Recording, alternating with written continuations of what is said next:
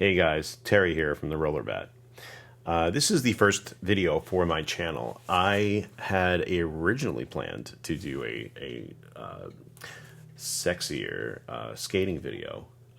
I would classify myself as a city skater, an assault skater, as Bill Stoppard would say. Like a lot of speed, cornering, power stops, jumping over obstacles. Not an aggressive skater. I'm not much of a park skater anymore. I started skating in the early 90s when I was bored. Couldn't play ice hockey, so I stole my brother's rollerblades, which are like the first ones ever made, and just kept skating all summer. And then invested in some other skates and upgraded and really just got into what was freestyle skating at the time in the 90s. I've always kept up with my skating, but I really decided to redouble my efforts back in 2019 and then slacked off because of COVID. However, I have decided that I really want to get back into it. I want to share with you guys. I want to learn from you guys. Learned so much thanks to YouTube. People like Bill Stoppard, Shaun and Alex from Shop Task or Flow Skate, Ricardo Lino, and Tiago. So I will put their channel links in my description. They are channels that you really do need to check out. Mine should always be last at this point. They are fantastic skaters, but they're also fantastic teachers. And it's because they love to skate and they love to share that knowledge with you. You'll learn everything from going backwards to cleaning your bearings. Bill is the epitome of fitness and just tackling any type of terrain that the city could throw at you. Shaun, you'll be hypnotized at how he can just effortlessly put an entire flow skate together as if he had planned it for years. It's just amazing to watch him skate, and it's a great combination of like parkour and inline skating that doesn't require a skate park, oddly enough. Ricardo Lino, fantastic, really good-natured guy, good sense of humor, and that guy can skate any skate out there, on a half pipe to out on the street, whether it's a pair of roller skates, four-wheel setup, five-wheel setup, speed skates, three-wheel giant wheel setups, the 110s. This guy can power stop, power slide, you name it, in a pair of skates, he can do it, and he's just a great guy. And you also have Tiago, who is probably the younger one of the bunch that I'm talking about, and he is another freestyle skater. These are different types of skaters, different types of skates, but they will teach you the basics, and they can show you amazing things, and that they're sharing their love for inline skating. And as I got back into it, it was those guys that I continued to watch to this day. I watched tons of their videos over and over again, and I learned something new. They always are able to bring something to the table that I never considered, and I skate a lot. I'm a rather advanced skater. I myself started off playing hockey and roller hockey, and that's how I got really just loved to be able to skate anywhere. So my plan was to show skating, and now that I hurt my knee, and also I was originally going to get some footage before I hurt my knee with my GoPro Fusion, and it is no longer supported by the Big Sur. And GoPro really could not find the two shits to give to actually update it, or the software anyway. So I went and bought the new one after this is the GoPro Max, and hopefully I'll get some video later. So because I do not have that video, I decided, why don't I start with something I usually don't watch on YouTube, which is unboxing videos. So cue the unboxing. And we're unboxed. Yeah, it's not an iPhone. There's really just it's pair skates. So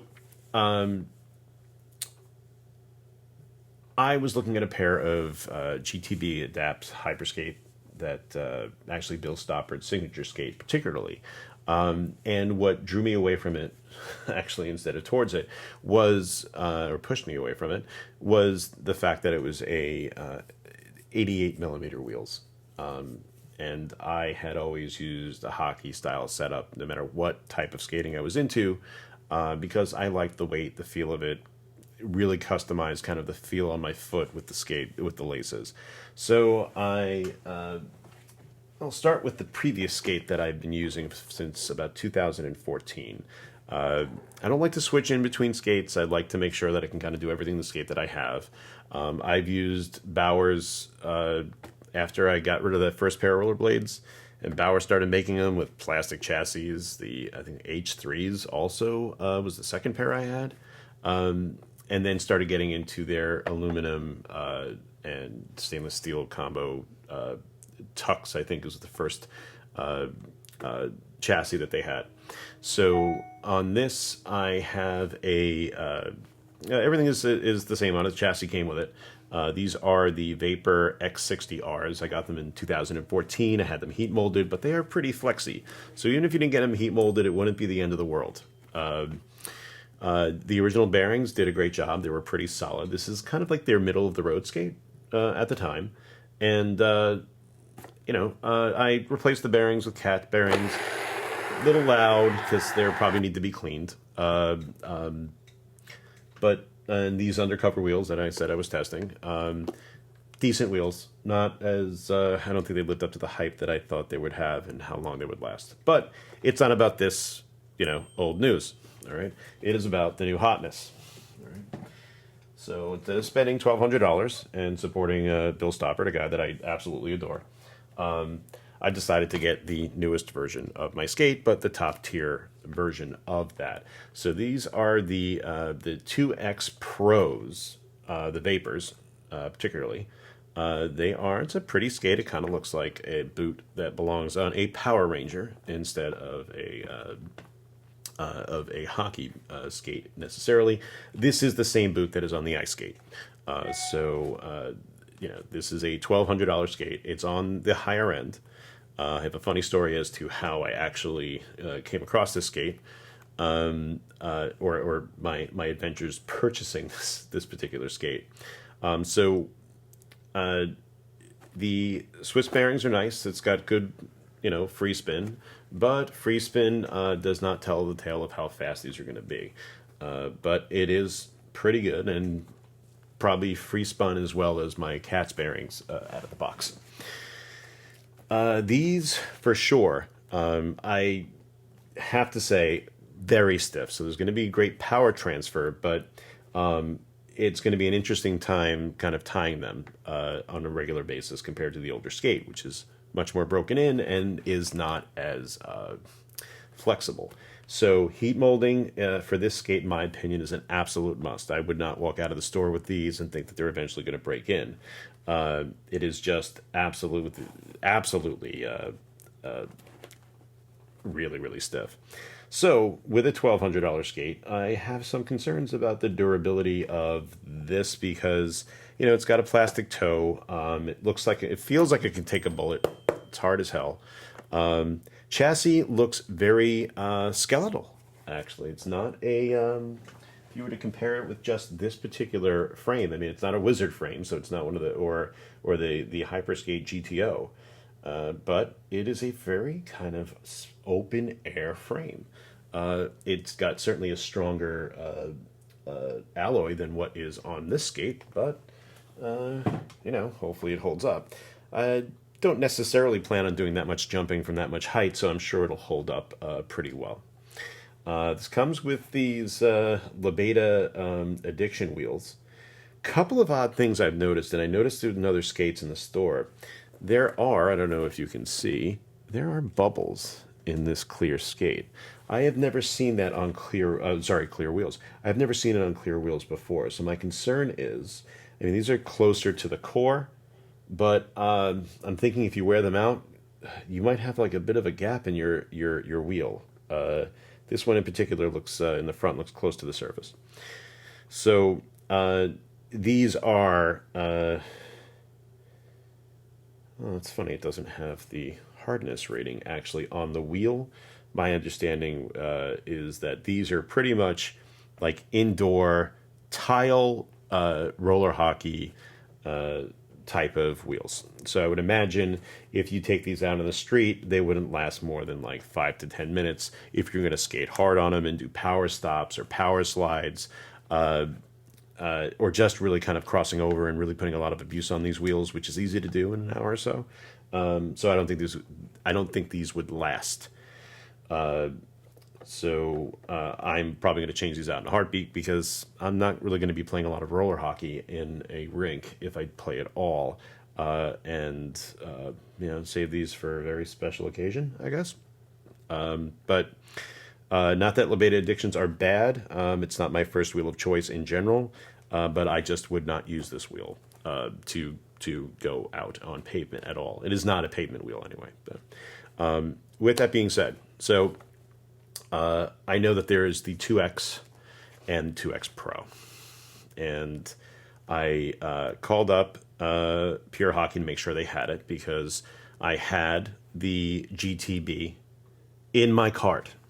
I was about to drop the $1,200 and change to have it shipped to me from Toronto. I did every possible measurement to account for it, but the type of boot, although it is a carbon frame for the most part, that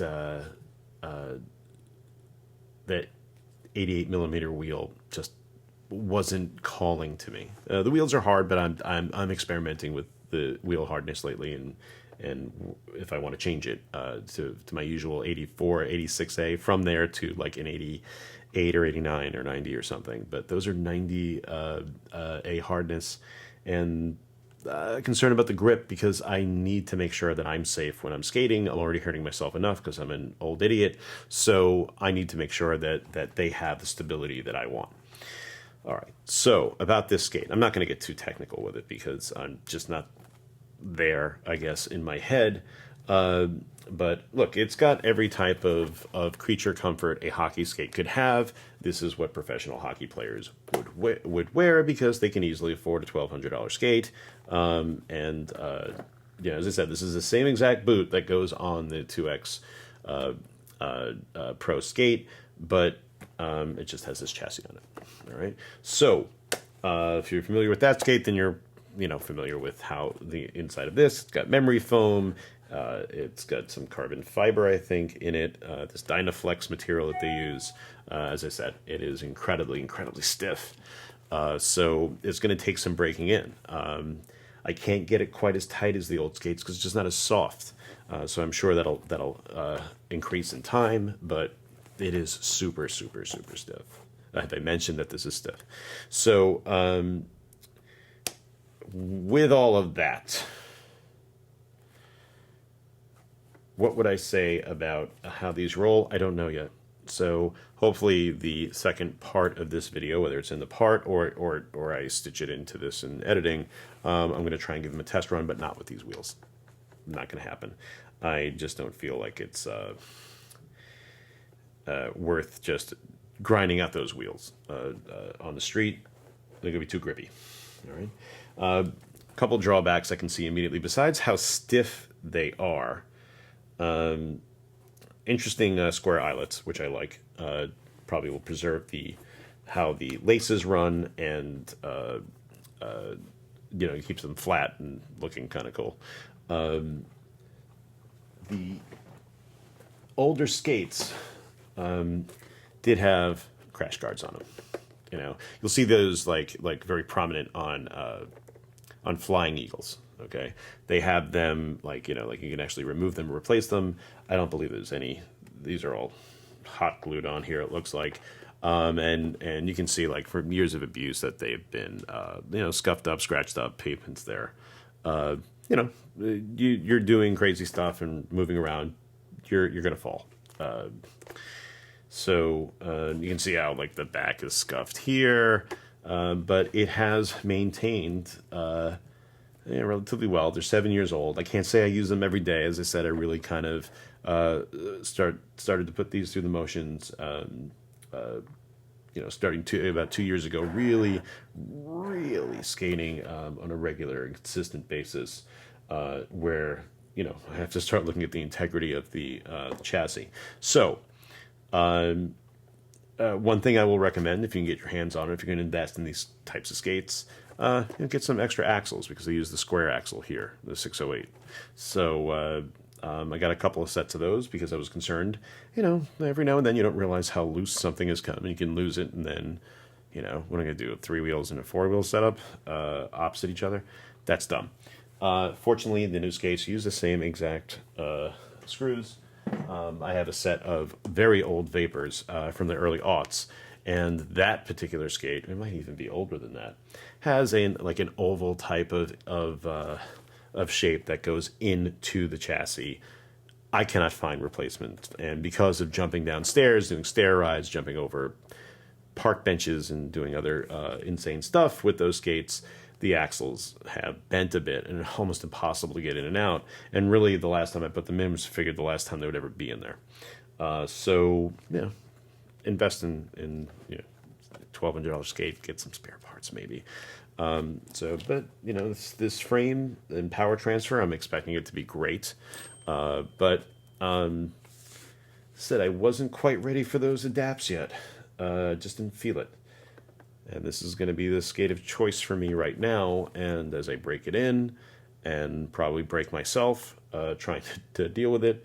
But from the try-on in the store last night, and me wearing one of each skate just to feel the difference, feel a little bit more ankle support in the other skate, but I think that largely has to do with how stiff this boot is right now. And we'll see how that changes as time goes on. And maybe just a thicker pair of socks might make up for that gap, as small as it is. But anybody that really feels the road and is concerned about just the minor differences in your own foot, so you can concentrate on the imperfections on the road, or how you land or how you transition to forwards and backwards, then you're going to want to make sure that it feels the right way. So this is my first video, brand new skate, and as I said, if it's not at the end of this video, it'll be in a part 2. But welcome to my channel. I hope to get maybe 10 to 15 subscribers within the year. I may not be as flashy as the guys that I mentioned, but definitely check them out. This is Terry, and hopefully I survive the first skate.